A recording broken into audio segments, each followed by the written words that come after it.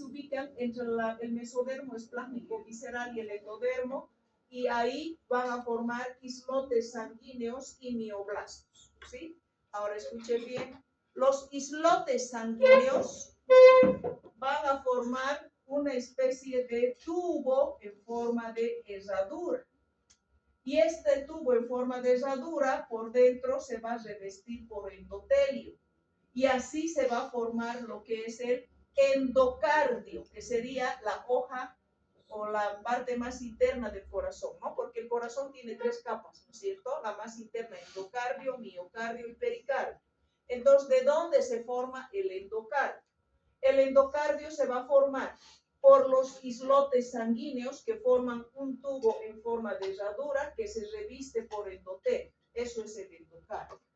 Y los mioblastos, ¿qué van a hacer? Van a formar otra capita por fuera de este endocardio. ¿Qué capa sería? Mioblastos, ¿qué forma? Pues miocardio, que es la capa muscular. Y finalmente, la última capa, ¿cuál es? El pericardio. Por si acaso aquí en su libro les están diciendo que el pericardio también se llama epicardio, cualquiera de los dos nombres. Y el pericardio va a revestir toda la parte externa del corazón. Esto va a ser el pericardio. ¿Sí? Bien. El endocardio va a estar formado por ¿qué células hemos dicho? Por los islotes sanguíneos. El miocardio, ¿por qué células va a estar formada? Por los mioblastos. ¿Sí? Y el pericardio o epicardio va a estar formado por células del mesocardio dorsal.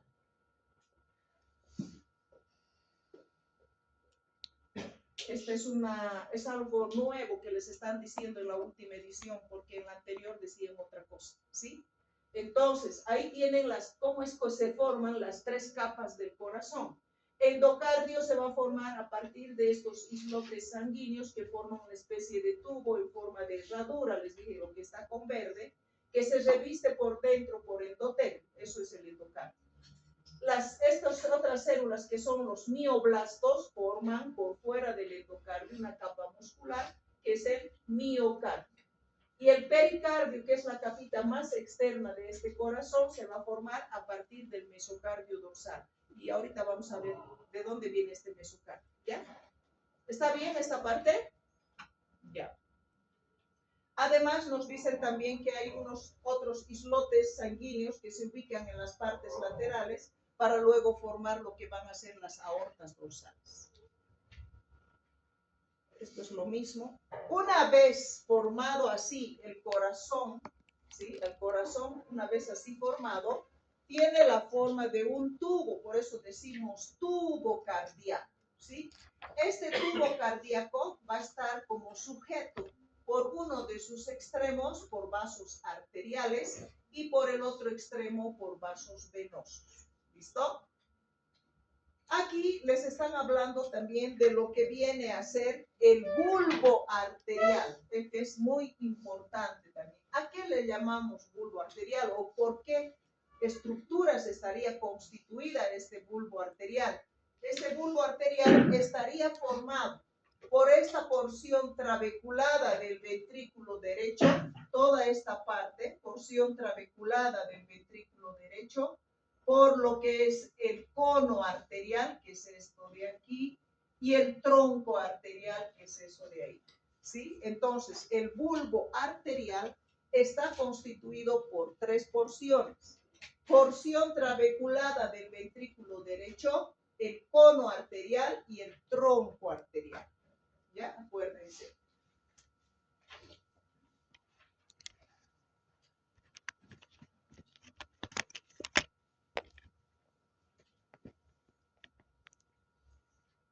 Aquí es un corte donde esta parte sería hacia la columna vertebral y aquí sería hacia el ombligo, ¿sí? O sea, para la parte anterior de nuestro cuerpo. Aquí ustedes están viendo lo que es el corazón. En este corte lo están viendo al corazón. Y si se fijan, En la parte posterior de este corazón, ustedes tienen esto de aquí que les estoy haciendo de azul, que es el mesocardio dorsal. Acuérdense que aquí en el corazón se ha formado el endocardio y el miocardio. Ahora, este mesocardio dorsal, sus células de este van a venir hacia afuera, van a revestir prácticamente el corazón y va a formar el pericardio o epicardio que hemos dicho, ¿ya?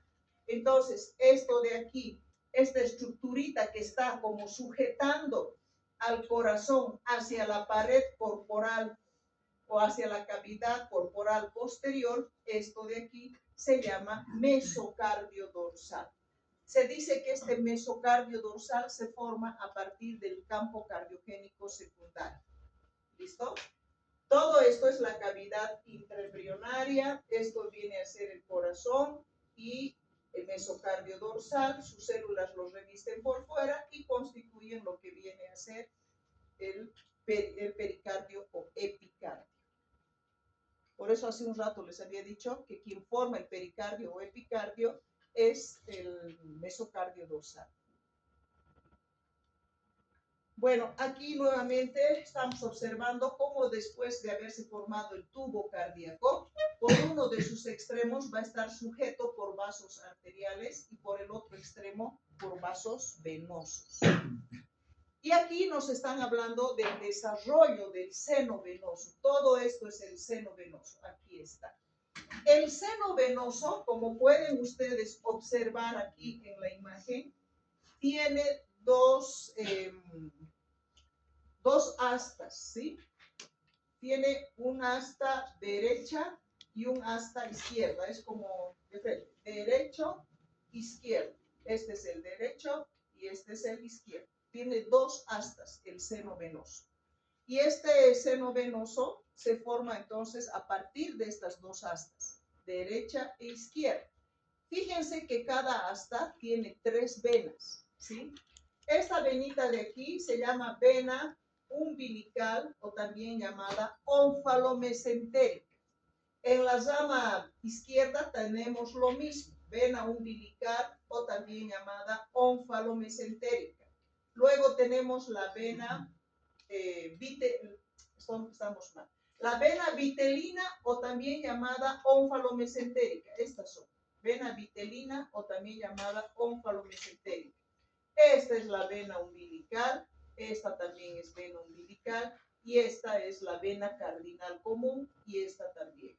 O sea, ambas astas tienen tres venas, les decía.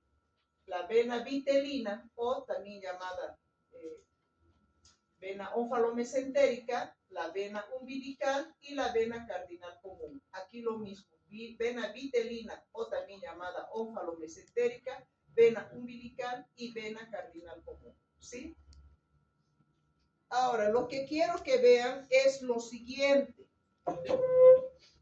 que después de estas venitas se van a obliterar la vena umbilical derecha, que vendría a ser esta, se va a obliterar, se va a cerrar. Y además se va a cerrar la vitelina izquierda, y también la cardinal izquierda. O sea, del lado izquierdo casi desaparece todo, queda solamente esta parte nada más. Y esta parte que queda, ¿qué va a formar? Va a formar la vena oblicua de la aurícula izquierda y el seno coronario.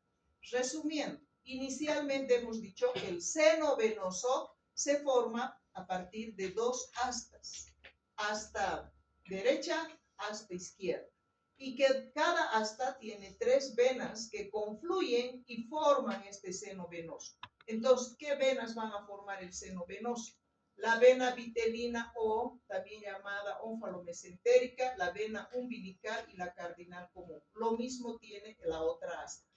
El asta izquierda prácticamente desaparece y lo único que queda forma la vena oblicua de la aurícula izquierda y el seno coronario. Fíjense cómo aquí ha desaparecido la asta izquierda y lo único que ha quedado aquí es esta venita que está ahí, la vena oblicua de la aurícula izquierda y el seno coronario. Y más bien fíjense cómo el asta derecha es como si se empotrara en la pared posterior de la aurícula. Miren cómo está. Se abre a la pared posterior de la aurícula a través de un orificio. Este es el orificio sinoauricular, ¿sí? Este orificio sinoauricular, como ustedes están viendo, tiene dos válvulas. Tiene una válvula aquí, que sería la válvula izquierda, y la válvula derecha. Esta válvula izquierda, por su porción superior, va a ayudar a formar el septum spurium, que después toda esta parte va a ir a toda la válvula izquierda, va a formar, ayudar a formar la pared interauricular. En cambio, la válvula derecha, esta parte superior va a desaparecer y esta partecita inferior va a formar lo que son dos válvulas. Va a formar lo que es la válvula de la vena cava inferior, que es esto de aquí, y la válvula del seno coronario. ¿Listo? Yo sé que esta parte es media complejita. Resumiendo, podríamos decir que el seno venoso, hemos dicho que está formado por dos astas, asta derecha, asta izquierda, ¿sí? El asta izquierda desaparece y lo único que queda es esto, que es la vena oblicua de la aurícula izquierda y el seno coronario. El asta derecha, esta, es como si se empotrara a la pared posterior de la aurícula y se abre en la pared posterior de la aurícula a través de un orificio que se llama orificio sinoauricular. Este orificio sinoauricular hemos dicho que tiene dos válvulas, esta izquierda y derecha, ¿sí? La izquierda, la parte superior de la izquierda, va a ayudar a formar al septum spurium y va a ayudar a formar el tabique interauricular. El lado derecho, la válvula derecha, la parte superior desaparece y la parte inferior va a formar dos válvulas. La válvula de la vena cava inferior y la válvula del seno coronario. ¿Sí? ¿Está mejor? Luego nos están hablando de la formación de los tabiques, a lo que llamamos tabicación. Yo voy a hacerles otro dibujito aquí. Inicialmente les comento que el corazón, ¿se logra ver la imagen que estoy dibujando atrás también? ¿O prendemos la luz? No sé. ¿Qué opinan? ¿Logran ver? O prendémelo la luz entonces un ratito, por favor. Gracias. Ahora sí ven el dibujo. ¿Sí? Entonces decía que el corazón de inicio tiene una sola aurícula, un solo ventrículo y un solo agujero aurículo-ventricular. Así es nuestro corazón inicialmente. De ahí que a nivel del agujero aurículo-ventricular aparece esta estructura que se llama almohadilla endocárdica superior, almohadilla endocárdica inferior y las almohadillas endocárdicas laterales. ¿Listo? Así es inicialmente nuestro corazón. Y después se empieza a tabicar. ¿Cómo se tabica esta parte de las aurículas? Lo primero que aparece para la tabicación de las aurículas es un tabique que viene del techo de la aurícula y se dirige hacia la almohadilla endocárdica superior, pero no logra dividir esta aurícula en dos, sino que aquí forma un agujero. ¿Listo? Los tabiques que se van a formar vamos a llamar septum. Y como es el primer tabique que ha aparecido, va a ser septum primum, por ser el primero. Y los agujeros vamos a llamar ostium. Como es el primero en aparecer, vamos a decir ostium primum. Si yo les pregunto, ¿entre qué estructuras se encuentra el ostium primum? Tendrían que decir entre el septum primum y la almohadilla endocárdica superior, ¿no es cierto? Ahora, escuchen bien. Esta almohadilla endocárdica superior, sus células van a proliferar y van a cerrar este agujero, que es el ostium primum. Y mientras eso ocurre, en la parte superior del septum primum aparecen varios orificios chiquitos, como una coladera, que después se fusionan entre ellos y forman otro agujero. ¿Qué se llamaría este agujero entonces? ¿Qué se llaman los agujeros? Ostium. Y si es el segundo en aparecer, secundum. Ostium secundum. Si yo les pregunto y les digo entre qué estructura se encuentra el ostium secundum, seguramente tendrían que decir entre la porción superior e inferior del septum primum. ¿Sí? Después aparece otro tabique del techo de la aurícula. ¿Qué se llaman los tabiques? Septum, ¿no?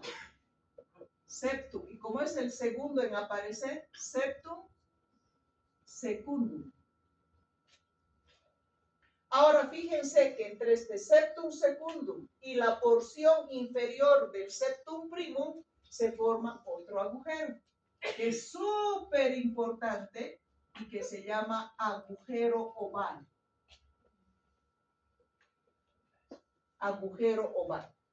Este agujero oval, fíjense que se encuentra entonces entre el septum secundum y la porción inferior del septum primum. Ahora, oigan bien, dice que esta porción inferior del septum primum actúa como válvula del agujero oval. Lo cierra, lo abre, lo cierra, lo abre. Durante la vida intrauterina, esta porción inferior del septum primum actúa como válvula del agujero oval. Cuando el bebé nace, se llena la sangre en todo el corazón y aquí aumenta la presión y empuja este septum primum en su porción inferior hacia el septum secundum. Ahí. Y se pegan y se cierra el agujero oval. Y es donde recién la aurícula queda dividida en aurícula derecha y aurícula izquierda. A eso llamamos tabicación de las aurículas. ¿Sí? Entonces, ¿qué es lo primero que ha pasado para la tabicación de las aurículas? Primero apareció el septum primum y en la parte inferior se formó el ostium primum, entre lo que es el septum primum y la almohadilla endocárdica superior. Luego las células de la almohadilla endocárdica superior han proliferado y han cerrado este ostium primum y mientras eso ocurría, arriba se ha formado otro agujero que es el ostium secundum. ¿Sí? Y después aparece el septum secundum. Y entre el septum secundum y la porción inferior del septum primum se forma el agujero oval. Esta porción inferior del septum primum actúa como válvula del agujero oval durante la vida intrauterina. Pero cuando el bebé nace, en ese momento, esta porción inferior del septum primum es empujado hacia el septum secundum y se pegan.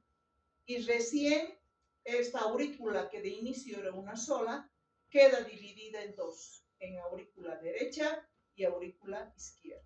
¿Sí? ¿Está bien? Ahora, vamos a ver cómo se tabica el agujero aurículo-ventricular, porque de inicio era uno solo. Esto es bien fácil. Fíjense que las células de la almohadilla endocárdica inferior proliferan hacia la parte media. Las células de la almohadilla endocárdica superior también proliferan hacia la parte media, se unen y listo. Aquí han formado un agujero auriculoventricular derecho y aquí ha quedado el otro agujero auriculoventricular izquierdo. Fue fácil, ¿verdad? ¿Cómo se realiza la tabicación de los ventrículos? Ustedes en anatomía han debido haber visto que las paredes del ventrículo son bastante gruesas porque tiene bastante capa muscular. Las células de esta capa muscular proliferan hacia la parte media y terminan formando un tabique, ¿sí? Que sería la porción muscular del tabique interventricular. Entonces, resumiendo, la porción muscular del tabique interventricular se forma por la proliferación de las células a partir de las paredes del ventrículo hacia la línea media. Fíjense que transitoriamente aquí hay todavía una comunicación entre los ventrículos. ¿Qué pasa entonces ahí? Las células de la almohadilla endocárdica inferior van a proliferar y van a cerrar y van a formar la porción membranosa del tabique interventricular. Y de esa manera se ha tabicado los ventrículos. Por lo tanto, a nivel del tabique interventricular vamos a tener dos porciones. Una porción muscular que se ha formado a partir de la proliferación de las células de los mismos ventrículos y una porción membranosa que se ha formado a partir de la proliferación de las células de la almohadilla endocárdica inferior. Y así es como recién nuestro corazón después adquiere la forma definitiva, donde tenemos aquí dos aurículas, dos ventrículos y dos agujeros auriculoventriculares. A todo ese proceso que acabamos de ver se llama tabicación.